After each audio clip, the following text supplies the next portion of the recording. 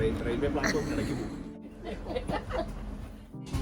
ഇത് ഇടണം കേട്ടോ നിങ്ങളുടെ വീഡിയോ.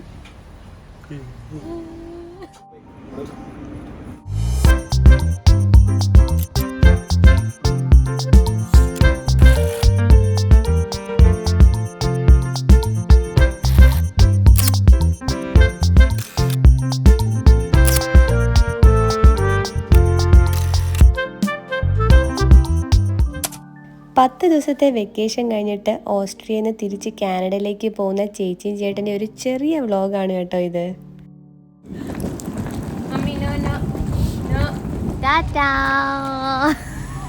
അമ്മ അച്ഛൻ എല്ലാവരും കാനഡയ്ക്ക് പോവാണ്. ഇനിയും ബാക്കിയുള്ള വ്ളോഗിലൊക്കെ കാനഡ വ്ളോഗിൽ കാണുന്നതായിരിക്കും ഇവരെ. വിയന്നയിൽ നിന്നാണ് ഇവർക്ക് ഫ്ലൈറ്റ്. സോ ഗ്രാസിന് അറൗണ്ട് 2.5 hours ജേർണി ഉണ്ട് വിയന്നയിലോട്ട്.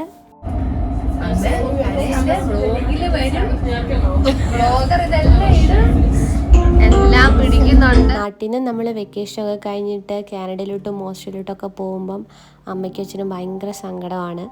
അതുപോലെ തന്നെ ഇവിടുന്നും പതിവ് തെറ്റിച്ചില്ല. അമ്മ കരച്ചിൽ തുടങ്ങി വീട്ടിൽ നിന്ന് ഇറങ്ങിയപ്പം തൊട്ട്. അമ്മയ്ക്കും അച്ഛനും മാത്രമല്ല കേട്ടോ, എനിക്കും ഭയങ്കര സങ്കടമായിരുന്നു.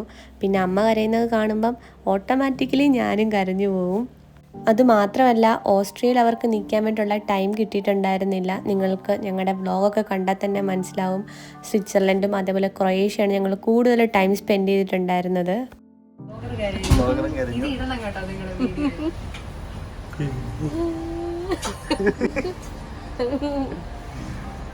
ഇനി ചേട്ടനും കൂടെ കരയും. ചെറുതായിട്ട് കരഞ്ഞാൽ കൊള്ളാം.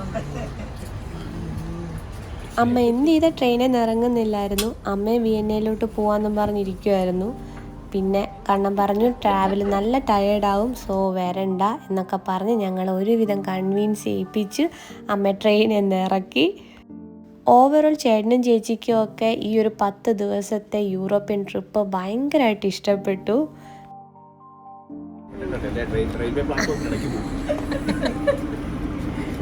ശരി, ബൈ ബൈ. മാത്രമല്ല നമ്മളെല്ലാവരും കൂടെ ഒരുമിച്ച് പോകുമ്പോൾ അതൊരു ഡിഫറെൻറ്റ് ഫീലിംഗ് തന്നെയായിരുന്നു കേട്ടോ. നമ്മൾ ഒരുപാട് എൻജോയ് ചെയ്തു.